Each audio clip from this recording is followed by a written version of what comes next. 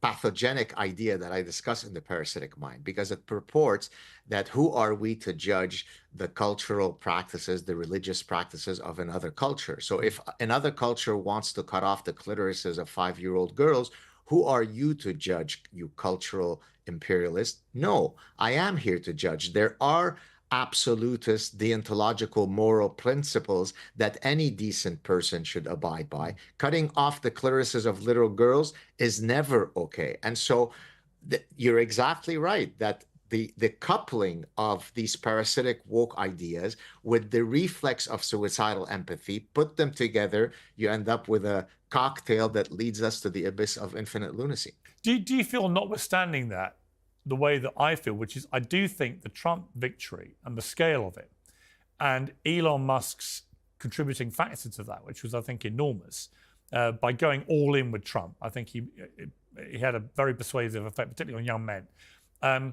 But do you feel, as I do, that the woke worm is really turning hard, that people are sick of it? They're sick of what they see as a modern form of fascism. They are sick of what they see as Musk calls it, the woke mind virus. And that the ad we were talking about earlier of Kamala's for they, them, Trump's for you, this whole personal pronoun bullshit, the gender ideology bullshit, which was manifested so spectacularly badly with the trans women in women's sport, destroying the integrity of women's sport, and so on, that it's all on the retreat. And the reason I think we could say that with some authority now is the incredible statement from Mark Zuckerberg, which is 6 minutes long and is one of the most extraordinary U-turns I can ever remember a serious public figure like him coming out with, where he basically has just thrown the towel in on this stuff, even down to saying that Facebook fact checkers were the problem because they were coming at the fact checking from a sort of woke ideology point of view, which is not fact checking, and so on. But also saying from now on, you will be allowed to have what have been deemed unacceptable views about gender, about all these issues. And I would say, hurrah!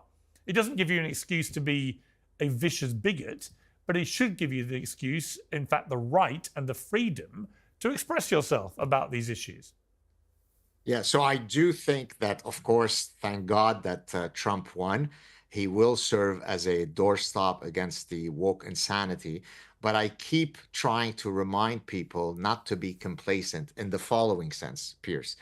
It took about 50 to 100 years for many of these parasitic ideas to develop into the big woke monster that we eventually saw, right? So some of these ideas were spawned on university campuses close to 100 years ago. For example, cultural relativism. Postmodernism developed on university campuses, about 50, 60 years ago.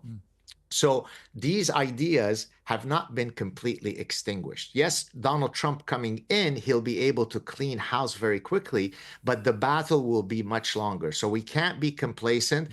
Hopefully it won't take 50 to 100 years to eradicate all those bad ideas, but it doesn't start and end with Trump. It's a good first step, but let's keep fighting for truth.